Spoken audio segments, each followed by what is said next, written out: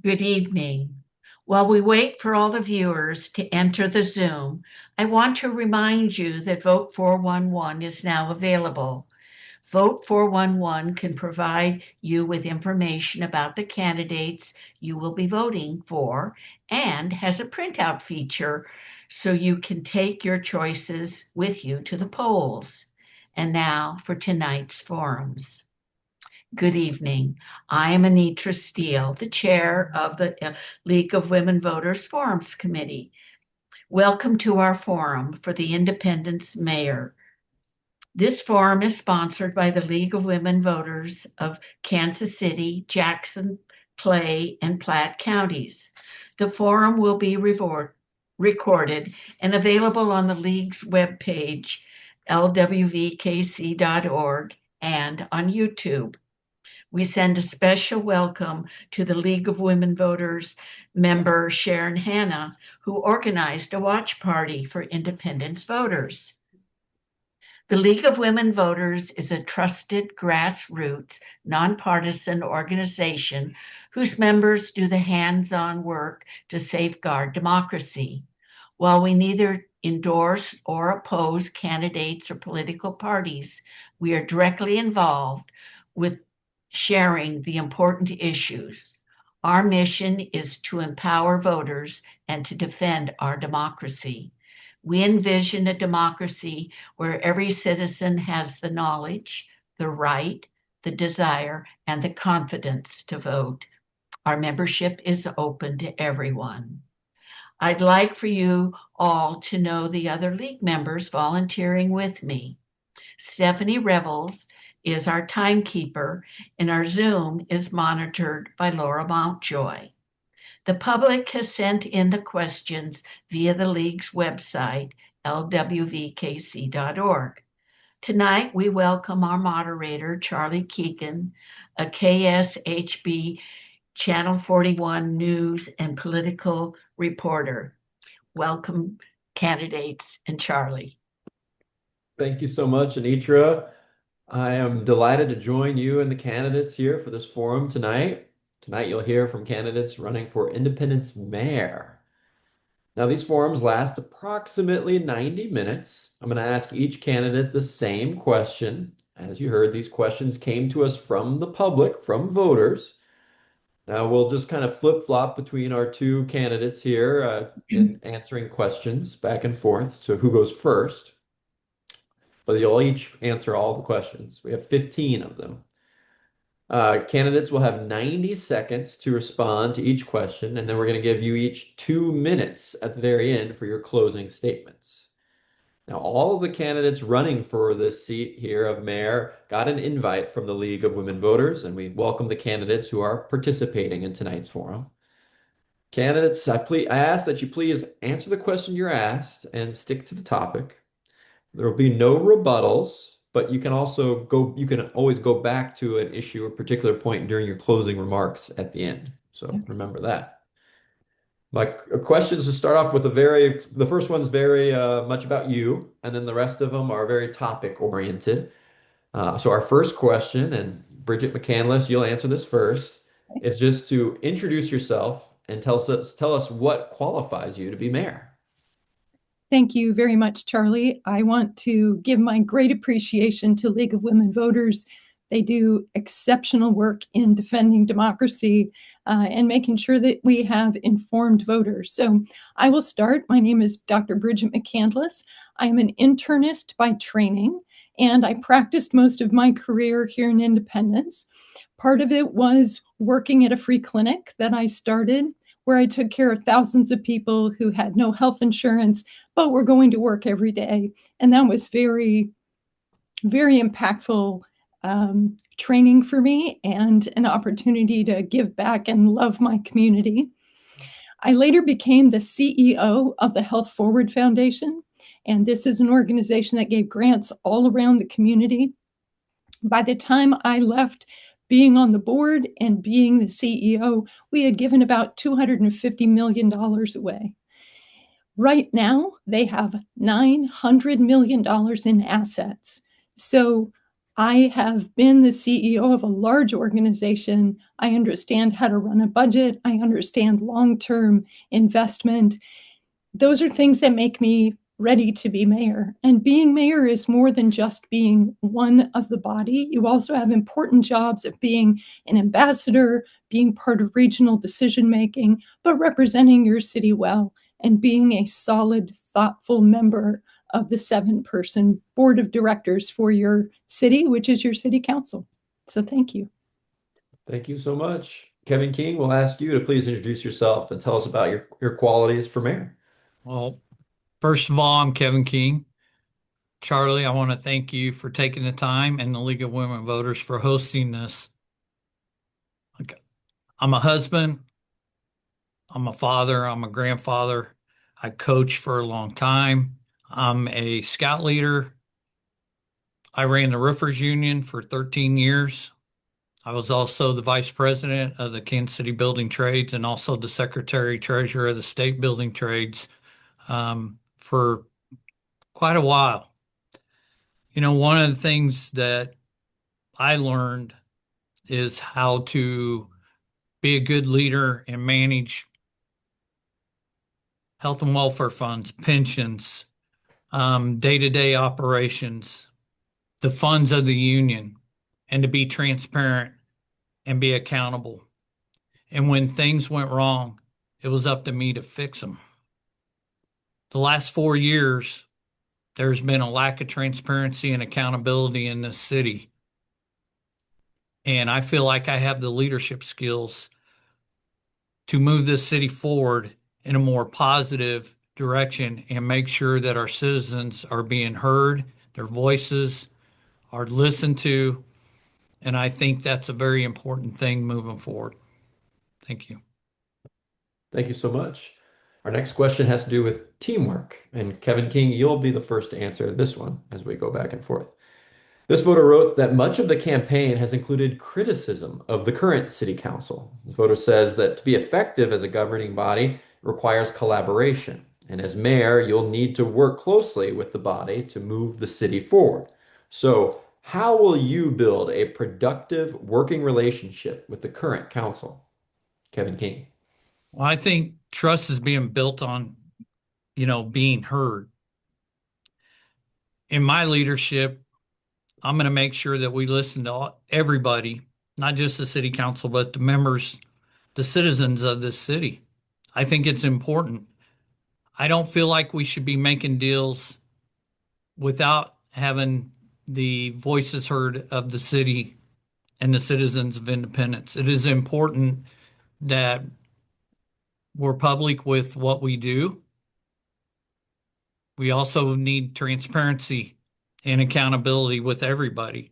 But I want to meet with all the department heads when I get in there, introduce myself, get to know them, and see where we stand in each area of that. But I feel like the leadership skills that I've had in the past give me the opportunity to lead in the right direction. And, if we have problems within the city council, if we have disagreements, then we really need to sit at the table and get everything worked out. But it is important that we make sure our citizens are heard and make decisions because we work for them. Thank you so much. Bridget McCandless, how will you build a productive working relationship with the current council? Thank you. Good question. It's important to know this is a city manager form of government where the city council, each person has one vote. So the mayor doesn't get a veto. The mayor doesn't have extra votes. You need to work with your colleagues to bring things forward. I actually appreciate the difference of opinion that we have on the current city council. I am always better when I bring a piece of information forward and my colleagues say, yes, but have you thought about this? Have you considered this consequence? And because of that, the pieces of legislation that I brought forward are always better because it has more opinions.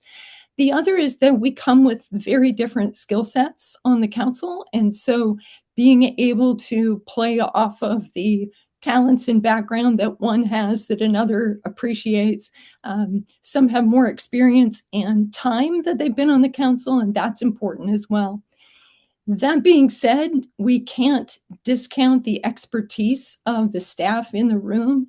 And when a council operates without paying attention to the real consequences of their choices and decisions, I think sometimes we end up with bad outcomes. So I really imagine that we need to have part of our team being the experts that we hire for the city. So both the council and the staff have to work together, but with input from our community because they are considered teammates as well. So thank you. Thank you very much. All right, the next question has to do with the Nebius Data Center. It's been a hot topic in Independence here lately. And Bridget McCandless, you'll answer first.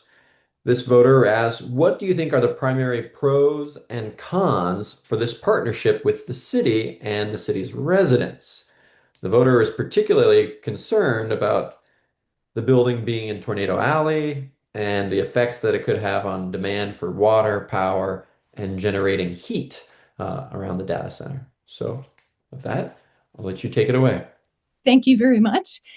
Any kind of consequential development is going to have pros and cons. And the job of the city council is to mitigate as many of those cons as possible and put in enforceable regulation to be sure that those potential downsides don't happen. So there are concerns about water, a very legitimate concern. Just for perspective, the amount of money, or excuse me, the amount of water to get started is 1 million gallons, which sounds like so much.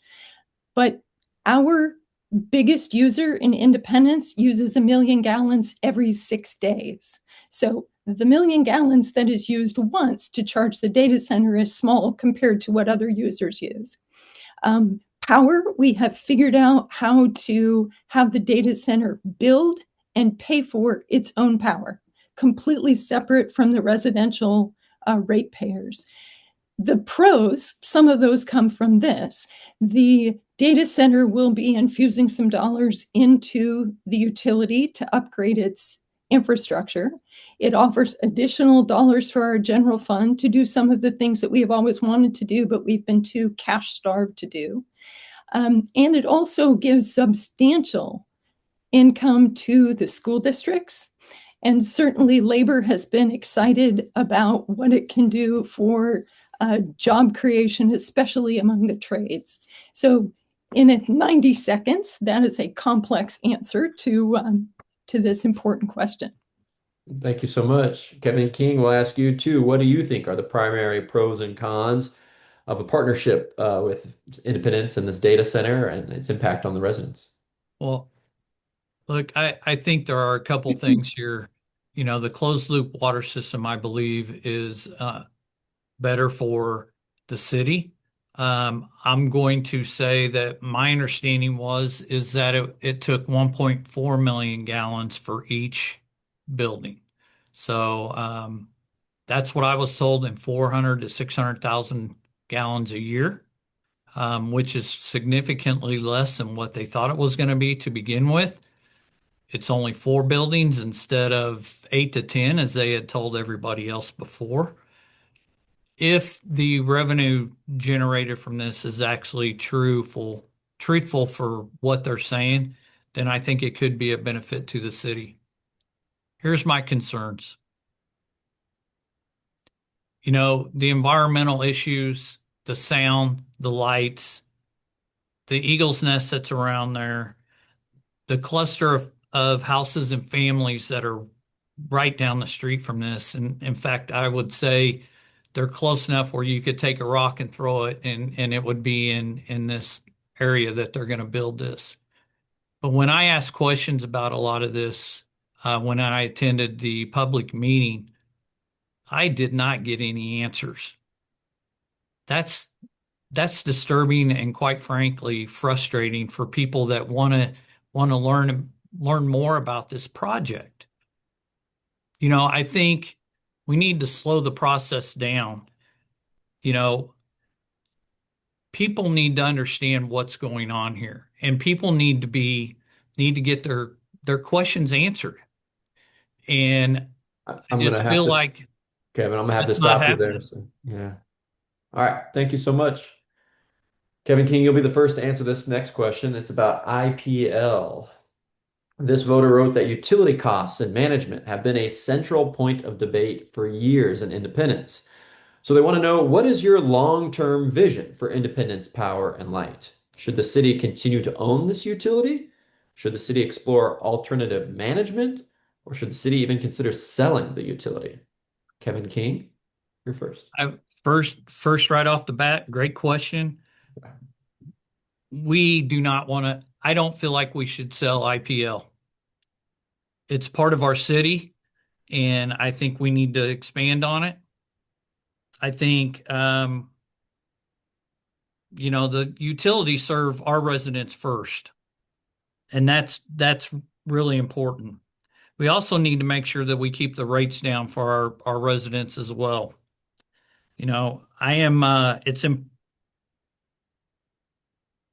I support professional management with expert boards on it, but I also think they also need to be accountable and transparent to the public as well. I'm a little concerned with what is going on with the private company that's going to be running this new power plant, and I'm concerned how that's going to mix with IPL. There are still some questions I have on that. I understand that there's going to be a process going through this over the next 5 years where IPL could take this over, but I would really like to know more about it. And I think the other thing that comes into play is making sure that the residents understand how this is going to affect their rates moving forward as well.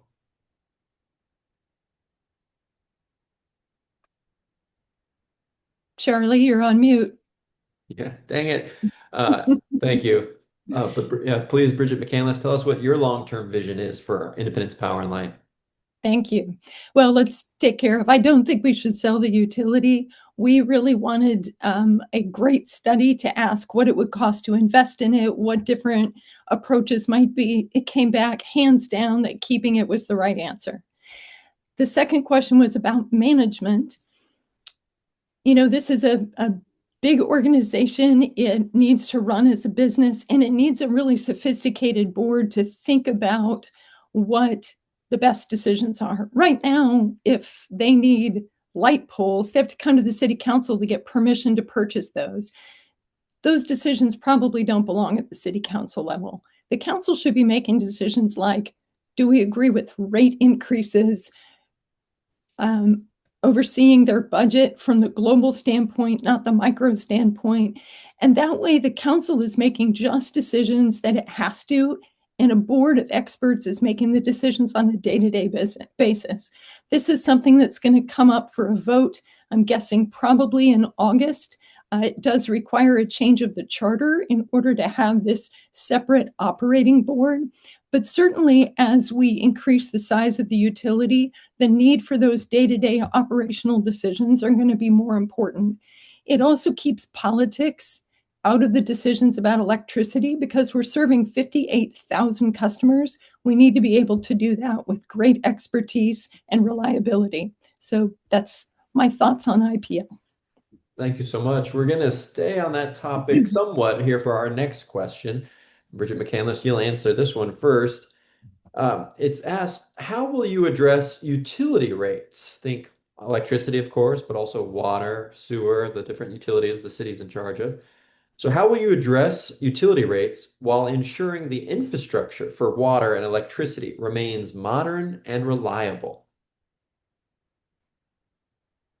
These are not small questions. And the hard part is that communities everywhere are struggling with this.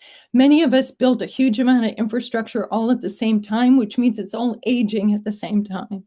Now, the great news about Independence is that we have slowly been investing in our utilities, but as technology explodes, there are additional things that we have to invest in. For example, 20 years ago, we were not investing in cybersecurity, and yet that is an increasing need, one that we have to staff up to be able to address. We have made some big investments in stormwater and in our wastewater treatment plant, in part because the EPA came in and told us we had to do that. So we're much more modernized there than we had been. Obviously, investing in the utility, if we invite the data center here, that will allow us to upgrade our electrical infrastructure immensely. People have been used to the rates that we have, and we will do everything we can to keep them moderated. And I'm really hoping, actually, I'm more than a little bit hoping, I am convinced that we will have additional dollars to invest in our grid, which means we don't have to cost shift that to our electric customers. And the water side, we have made some small adjustments in order to adjust to inflation because it's costing us more in labor and supplies to be able to keep up. But we have done that slowly over time so that we make those increases not with big jumps, but with little tiny incremental changes. Thank you so much. Kevin King, how would you address utility rates? Well, that's a great question. And I tell you, I think this even goes back to a little bit of the new power plant that's coming in. I think people are worried about the rates going up on this data center coming in. I would like to see the new power plant get a deal worked out, just like Ameren did with the Missouri Public Service Commission on large load capacities, where if they generate over 9.74% revenue on this, that the money over that amount, 65% of it goes back to the customers, because I'm a little worried that this is going to flow into the IPL and into our city. 15% of that money has to go to low income housing, and the other 50% goes to everybody else. Those are guarantees that make sure that we can keep rates down. That's the one thing I think we need to do is make sure we have a contract in place for certain things like that. I understand that everybody's saying that this doesn't have anything to do with the customers now, but I believe it could end up doing that. The water system, we've got a great water system. We need to continue to work on it. I understand adjustments need to be made, but we need to continue work on it and be transparent with our citizens on what's going on. And so they understand if we do need to make rate increases, which I hope we don't, but they need to be informed and make sure they understand why. Thank you so much. Kevin King, you'll answer this next question first. This voter writes, as City Hall and the police department are moving from the center of Independence and the Truman Sports Complex appears to be numbered in days, what happens to the neighborhoods and businesses in that part of Southwest Independence? Kevin King. That's a great question, and I think that's a concern for every business over there. I've actually been meeting with some of the businesses over there, and this is a real concern with them. They don't know how it's going to affect their income. They don't know what they're going to do. I think there's a lot of uncertainty moving forward with this. I mean, I think everybody wishes that the Royals would make a decision on what they're going to do, if they may possibly even stay in that area. But I think I'm trying to listen to them, and like I said, they're worried, they're scared. They have been their business is based on the amount of revenue or in traffic that they come in from people going to the games and wanting to stop and eat or have a drink before they go to the game. And I wish I had an answer, because I really don't at this time. But we need to continue to keep talking to them and trying to figure out solutions on what the next steps are moving forward. Thank you. Bridget McCandless, what is your outlook for that part of Southwest Independence? Well, I'll just date myself in that I put myself through school by working for the Royals and the Chiefs. So it's not just that big empty space. It's also a bunch of jobs lost there for people who directly staff the stadiums. So there's there's a spectrum of implications for this. Of course, nobody wants a giant, hulking, 100-acre empty space sitting on the edge of your neighborhood. Of course, everybody's concern is that it will be a place for a large encampment or a place for bad behavior. This is one of the places where regional leadership is going to matter. I already have visited with my counterpart on the Kansas City Council to offer independence as a thought leader for thinking about what comes next. I know that Governor Kehoe and his team are invested in making sure there are good things that happen there. It's an area that is industrial in its zoning, so it has the opportunity for all kinds of things that can happen there.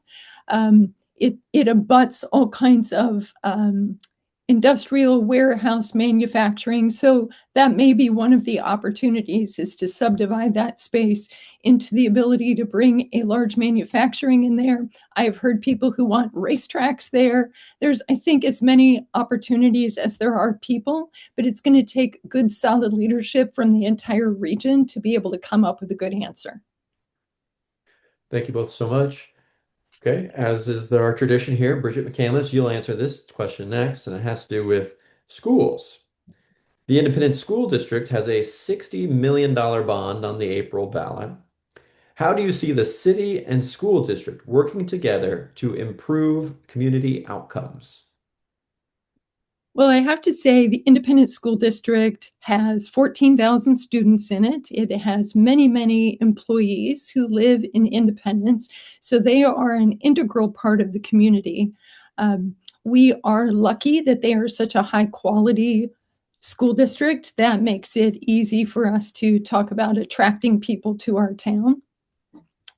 I don't know as much about this bond as I should. I do know that it is for renovating several of the schools, primarily in the northwest part of town.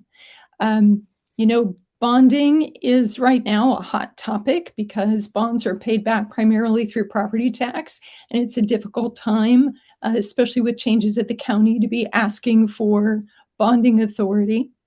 I do know that the data center will give additional dollars to the school district. My hope is that that opportunity relieves the need for coming back so often for bonding capacity. But our partnership with the school district has been quite good. Recently, we transferred one of our stadiums over to Van Horn so they can do their baseball games there. But we have worked hand in glove with the school district. They're a very important both employer and part of the civic fabric of Independence, and I don't see that changing. I'm actually very enthusiastic for our new school superintendent. She's a Van Horn grad and is familiar with Independence in this area, so that's very good for us. Thank you so much. Kevin King, how do you see the city and school district working together to improve community outcomes? Well, obviously, a bond that size deserves coordination and transparency. And so a shared plan for taxpayers to make sure that they're not going to get charged twice. Strong schools mean strong neighborhoods and a stronger city. So support also means making smart decisions and asking smart questions to make sure that this is right for the city. I fully support the independent school district. I do think that we need to make sure everybody understands what the bond is about and what it's used for, but there are opportunities to grow some of their construction career academies in this, to put students and give them the opportunity to go to work in high-paying, high-skilled jobs, where that when they do get out of high school, they have the option to go to work with the building trades and not necessarily go to college, because college is not for everybody. But I think those are partnerships that we can work with the city and the school districts together. Great. Thank you so much. Our next three questions have to do with public safety. So we'll be on that theme for a while. And Kevin King, you'll answer this one first. This voter writes that the Independence Police Department has been faced with staffing challenges and high overtime costs. So the voter wants to know, what is your specific plan to improve recruitment and retention for first responders? And that's a great question. And there's a lot going on with all this. First of all, public safety starts with being trained, but one of the most important things, if we want to get the police officers, get the firefighters, get the first responders, the dispatchers that we need, the first most important thing is to make sure they have a livable wage and benefits that they can support a family on. You know, this is important for this city. The firefighters are in contract negotiations with the city right now. We need to make sure that our first responders get what's coming to them. These are the people that put their lives on the line every day for our citizens.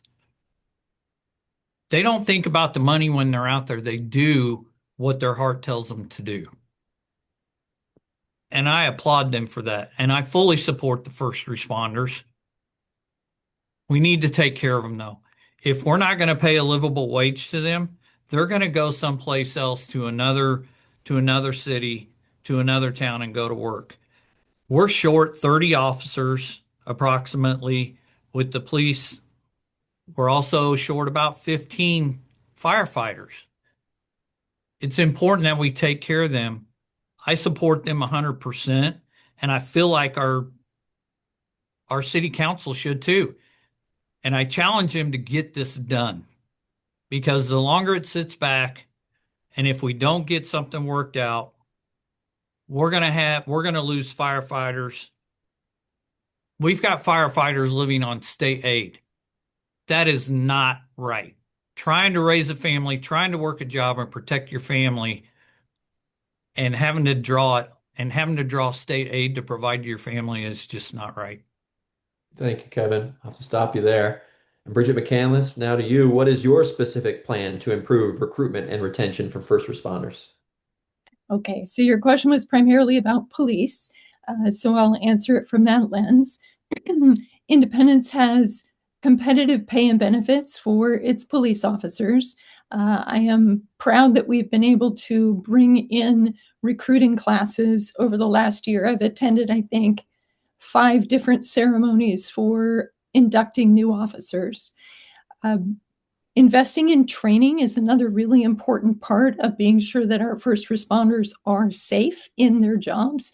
It's easy to just get equipment and think that that solves an issue, but being sure that they understand how to use it, how they work as a team, other leadership skills, that training investment is often the first thing that gets cut in budgets. That really, for me, is a high priority. I will also say that getting a permanent police chief matters, because when you join a police force, you want to know who your boss is going to be. So one of the first things that the new city manager is going to need to attend to is a chief search so that we can get that key position filled. I think that will help us in our recruiting. I've been pleased with the new officers we've gotten. I've also been pleased that many have transferred in from other agencies. I think that speaks very highly for the Independence Police Department. Thank you so much. Okay, candidates, we're halfway done with the questions, so Okay. you can take a little breath, relief. We're going to stick with public safety for the next 2, though. And Bridget McCandless, you'll answer this one first. This voter says that crime rates and police staffing, again, are consistently top of mind for this person and other residents. So they want to know, what proactive measures do you support to address underlying causes of crime in our local neighborhoods? Okay. Policing has changed immensely in the last 20 years. We have a drone squad. We have people with real fantastic tech and cyber capabilities who are looking at crime from that way.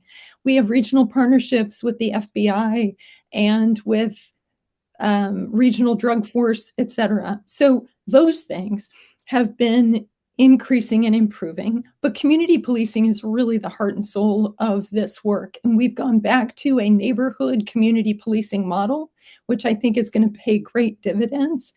But I have to also come back to the first part, which is crime rates really worry people. And I have to give a shout out to our team because I had them pull the crime statistics for the last 3 years. And I will tell you that residential burglaries are down 35%. Murders are down 33%. So we've gone from 12 to 8 over those 3 years. Motor vehicle theft is down 42%. So our police force is doing its job and the neighborhoods are doing their job because reporting crime and being a partner in making that better is key. It takes both sides of that in order to do the work. So I think that our police force is doing a wonderful job with the 202 staff police that they have. I know that we are certainly looking to increase that over time. And as I said, I think a police chief will help that. Yeah. Thank you. Kevin King, we'll ask you now. What proactive measures do you support to address the underlying causes of crime in our local neighborhoods? I think, first of all, obviously people want to feel safe. But that also starts with supporting our law enforcement and being honest about what actually prevents crime long term. We have to make sure that our officers are trained, but we also have to have the officers to cut crime down. We've got to use the taxes and the money that was put in place years ago to bring new officers in. We need to use that money for that particular reason and not use it for anything else. But I also think, too, that it goes along with street lights, making sure our streets are lit and safe where people can walk through them without having any lights to walk in. So it is important that it's a combination of things. We need lights. We need to have more police officers, but we also need to make sure the officers have all the tools and training that they need moving forward. Thank you so much.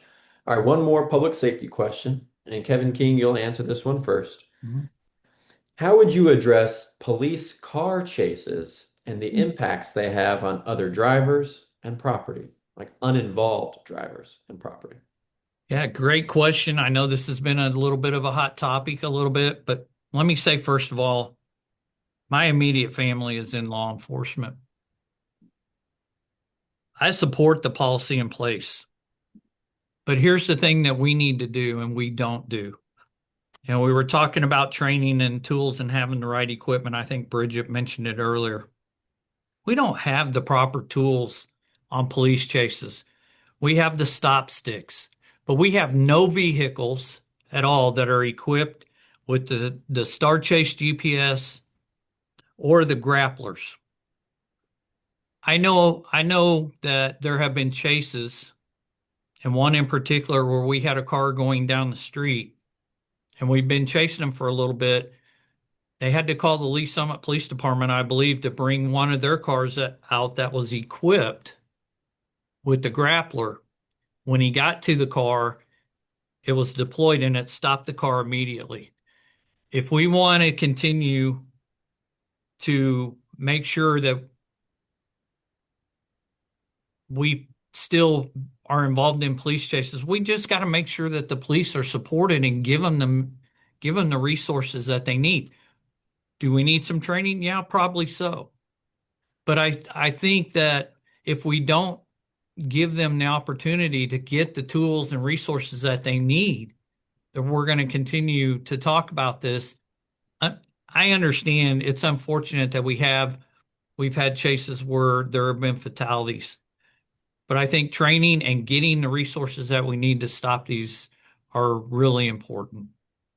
Great. Thank you so much. Bridget McCandless, how would you address police car chases and the impacts they have on uninvolved drivers and property? This is a complicated question because you have to balance the two things, police being able to do their jobs and people on their way to the grocery store feeling safe when they hear police sirens, that they aren't going to be involved in that. Obviously, it isn't that the police officer hits them, it's that the pursuit vehicle causes carnage as it goes along. I spent some time looking at our data from past police pursuits, and our police officers have the ability to terminate it at any point, and their supervisor also is on and can terminate the chase at any point.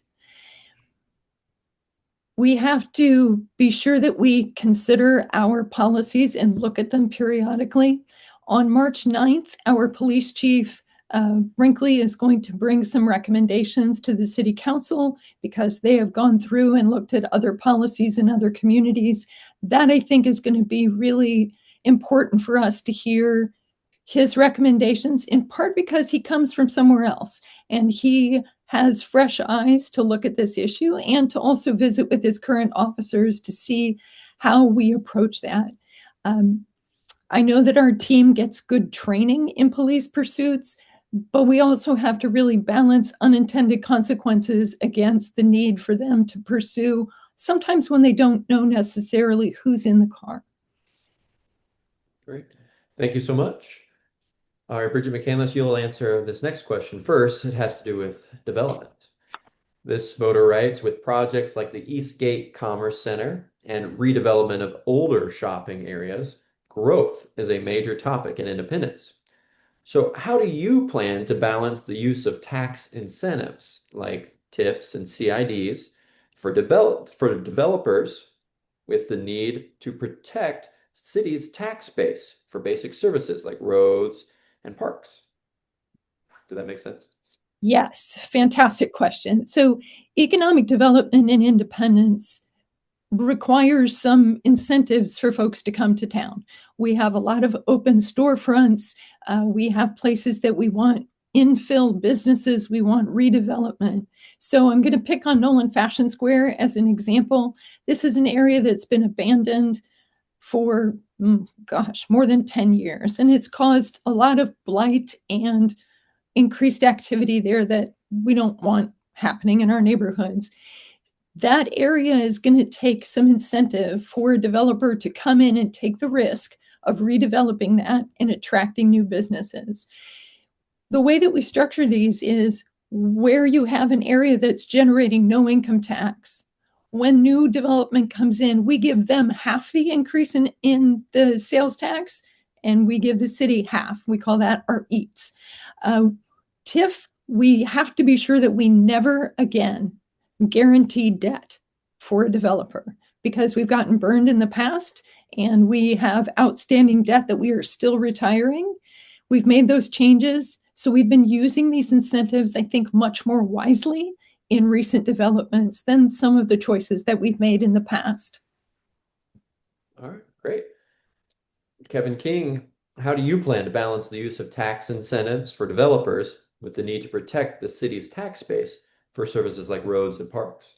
Yeah, it's a great question, and I'll tell you, it's frustrating and disappointing the amount of money that we owe on bonds for TIFs, especially the Crackerneck Creek TIF project that we owe millions and millions and millions of dollars, and the developer is suing the city right now.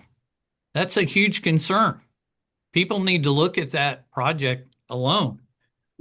You know, we've really got to take a look here on what we're doing on giving TIFs. Now, I'm not pro-development, but we really need to look at how we're spending our money and putting ourselves in these positions. That Crackerneck TIF is going to cost this city an arm and a leg. And it's sad that we put ourselves in that position, but we continue to keep driving down the road. We need to focus tax incentives and incentives to small businesses and put them in buildings that are sitting vacant right now. I would rather spend our tax dollars and give incentives to the small businesses to give them the opportunity to make their business. We have opportunities out there. There are buildings that have been sitting vacant forever, And yet the council has done nothing to this point. There are buildings that have been sitting there for 20 plus years. It's time for us to stand up and put incentives in place to put these small businesses in these buildings that are vacant. Understood. Thank you, Kevin King. You'll answer this question first. It's pretty open-ended. How will you address homelessness in Independence? Kevin Yeah, King. great. Good question. Right. You know, this is also a tough one to solve. But we have to support and have a coordinated effort for wraparound services. Mental health, addictions, those are important, but we got to make sure we have enough facilities to help them out. You know, we also need to rely on the Arch program as well, because those people get out there and lend support to the homeless, try to help them. But you know, like Hillcrest and CSL, we need to have a coordinated effort. But one of the things I'm going to do is I'm going to bring in the Missouri Works Initiative program. It's an opportunity to give these people that are homeless to get a good paying job. It trains them in trades. It's a 5 to 6 week program that they get trained in, not just in the skilled trades, but in manufacturing. But we have to team this together because we have to look at some of the things. Again, mental health, drug addictions, things of that nature. We have to make sure that they get the help that they need, but we also got to give them the opportunities to succeed and put them in the opportunities to get out of homelessness, get into a facility, and make a true life of themselves. Thank you, sir. Bridget McCandless, how will you address homelessness in Independence? Thank you. For the last 3 years, I've been part of a coordinating group that coordinates outreach and services for people who are experiencing homelessness.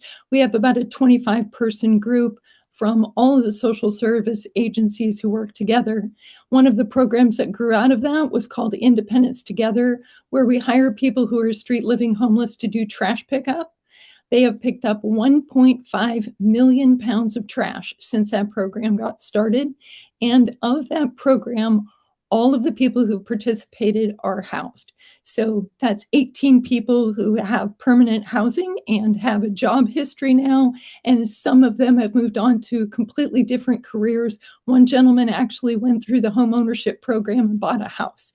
So that's the example of long-term thinking and coordination and cooperation among some of the excellent agencies working in the area.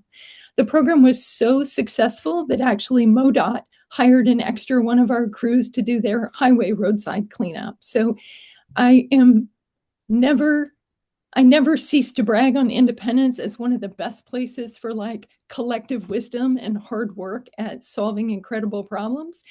However, this is no small problem. And even though we have taken care of those folks who are on the first line, there's more people entering homelessness. And what a mom with kids who are under 5 needs versus somebody who is 65 and older and disabled, you really have to tailor that to the person who is entering homelessness. And that's some of the work we're working on now. Thank you so much. Bridget McCandless, you'll answer this next question first. It's very specific. It has to do with the proposal for the Mid-Continent Public Library to move its headquarters to the what will be the old City Hall. And this person asks, is really concerned about parking with that program, and will there be enough parking spots at the new site for all of the employees and visitors to the square area? We do not have a final agreement or design on the Mid-Continent Public Library. We have entered into an agreement to explore.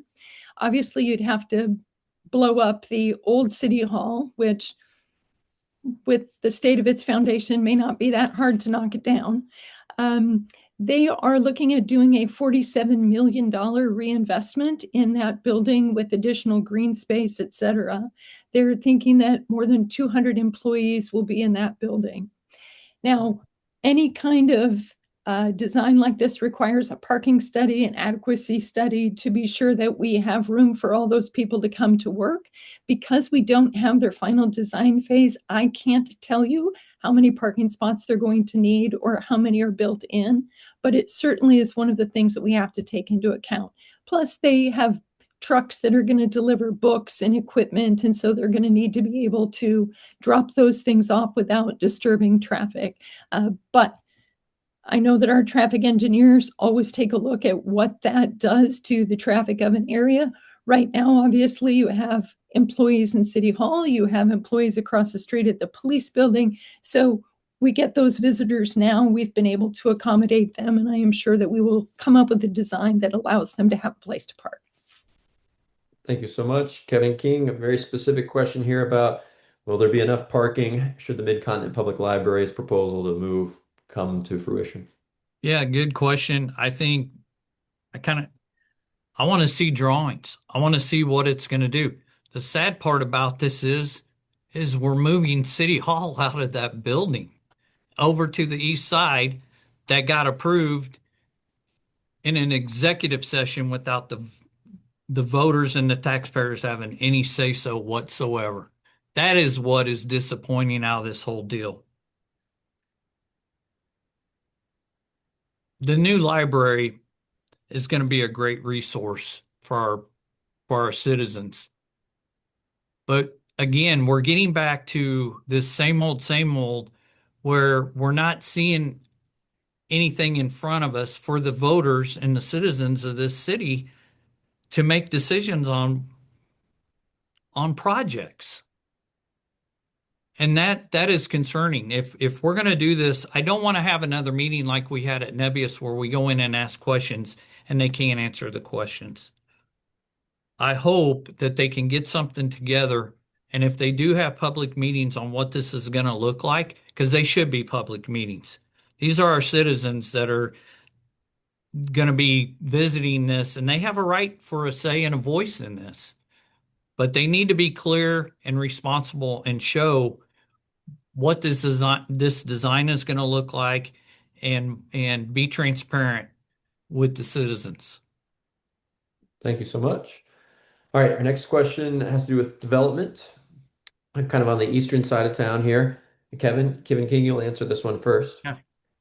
What would you like to see in a master development plan for Little Blue Parkway? And when would you like to see the project complete? A master plan for Little Blue Parkway. Yeah. It's a good question. Eastern Independence really doesn't have much going on for them right now. You know, a good community center would be awesome out there. We need parks. We don't have any parks really out that way. I would rather see Little Blue Parkway have a community center and parks and things of that nature that our young people can do. You got the Little Blue Trace Trail. Let's piggyback off of that. It's a great atmosphere. The eagles fly around over there.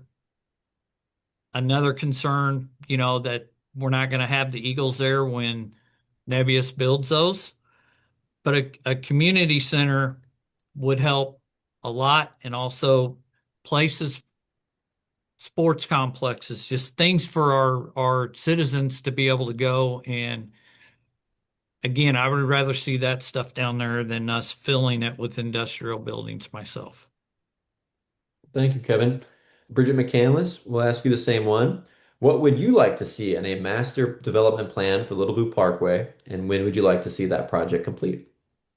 So Little Blue Parkway is a long road. And so a portion of it is zoned for industrial, and we're seeing North Point do some actually really high quality buildings in that area. They've moved the setback so you can't see them terribly well from the road. They look nice because they wanted to build so that that area would support walking on the trail, mixed use housing developments in some areas. So they're trying to be a good corporate neighbor so they can fit in, because that area can accept all kinds of things. I do have to agree with Kevin.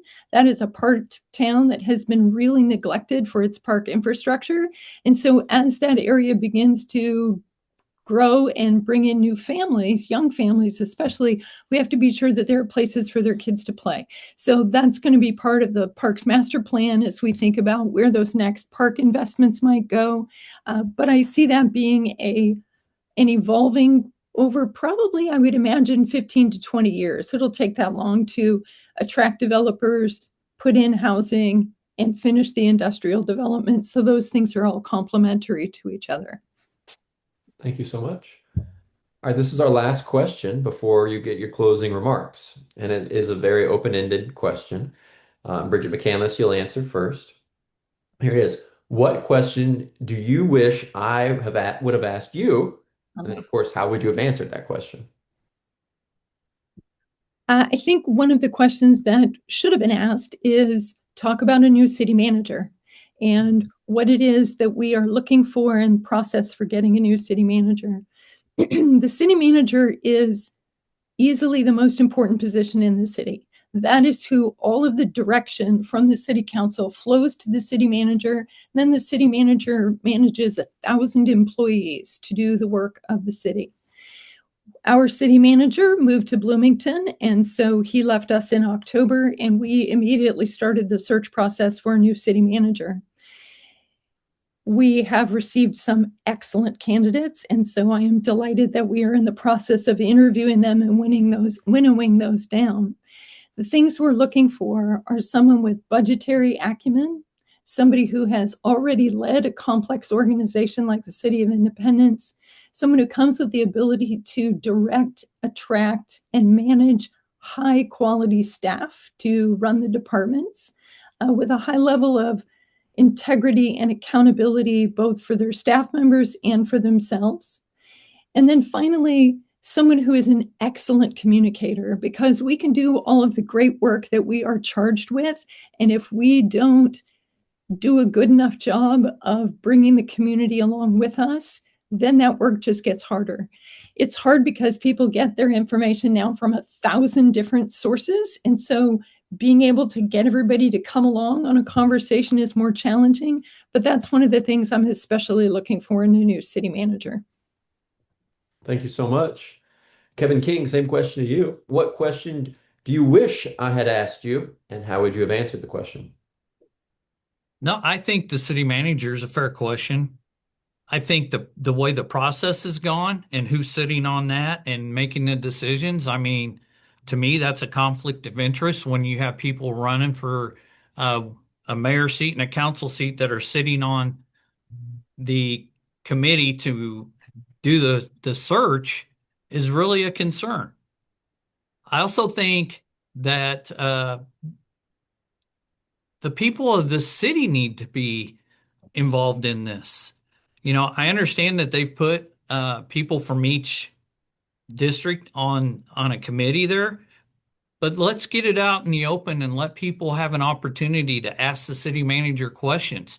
That has not been done yet. I understand we're in that phases, but I also think too that it should wait till a new city council and a new mayor is selected. I think that's important because things can change. And I think there's, again, the process needs to slow down. They're trying to rush things through and not giving everybody the opportunity that they should have on this decision, just like the Nebius decision, like the no decision that they got on moving City Hall. They need to keep the citizens informed and be transparent on these projects and the search for the new city manager. Thank you so much. All right, candidates, we're now at the end of the questions, so we'll go into your closing remarks. You'll each have 2 minutes for these closing statements. And I just want to thank you both for being here and for sharing your platforms throughout the night and for being civil toward one another and not making me interrupt you or anything like that. So we noticed that. So I also like you both candidates to, of course, share the League of Women Voters website with all your voters and whoever you run into over the next week before the election day or on February 3rd. Encourage them to watch this video on YouTube and, of course, encourage them to come to the polls and exercise their right to vote. So we're going to keep with the same order we've been going. So Kevin King, You'll be the first to start off with our closing remarks. Again, you get 2 minutes for this portion. Well, I appreciate the extra time a little bit here. Yeah. First of all, thanks again, Charlie and the League of Women Voters, for having us. I really appreciate it. It's unfortunate the other two candidates did not make it on here. I would have liked to have heard some of their decisions or their thoughts on things, but my background has prepared me to lead from day one. I know how to manage systems. I know how to make tough decisions, and I can follow through them, and people can count on me. But voters deserve a clear choice in this one. If you want some of the same approach, the same processes that have been going on, and the same results, there's other candidates out there. But if you want a fresh start, you want accountability, you want transparency, you want your voice heard, you want to be listened to, then I would be honored to have your vote on February 3rd. Really pay attention over the next few weeks to the citizens that are listening on what decisions are being made by the city council, because I think that's important. We need to move this city forward. We cannot continue to keep going down the same road we're doing. And again, I'm going to listen to you. I'm going to work for you, and I'm going to work hard. Thank you. Thank you, Kevin King. We'll now turn it over to Bridget McCandless. You have 2 minutes for your closing remarks. Thank you very much. I think I'm the right person for right now. Independence is 200 years old, and that means that we have a rich history, but it also means that we have to be thinking about what the next 200 years hold for us. We have to set our eyes on the future of our town because our town needs that kind of love. I have learned so much in my 3 years on the council, and I have to just give my incredible gratitude to the staff who have been willing to share their expertise and teach me so many things about this complicated city. Being mayor is not a job for on-the-job training, and it's not a place to cut your teeth as a brand new leader. I have been lucky to have been a CEO. I understand what it means to make long-term decisions, to hire adequate staff, to make sure that they have the resources they need to do their jobs, but to set the direction for where they need to go and then support them as they get there. I also was very lucky to have been embedded in our community because I took care of thousands of patients in the years that I was a physician here.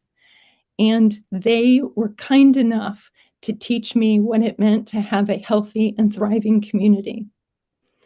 I, like Kevin, love my town, and I am willing to work for it to be the best that it can be because this town has so much potential. I'm willing to do the work to make our town livable and lovable and lasting because I want my kids to come back here, and that doesn't happen by accident. Thank you. Thank you so much. Thank you to both of the candidates here today for sharing your words with us. I want to bring back in Anitra here, our forum's chair, to wrap things up for us tonight.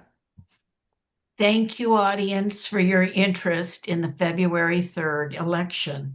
A recording of this forum will be available on the League's website, lwvkc.org.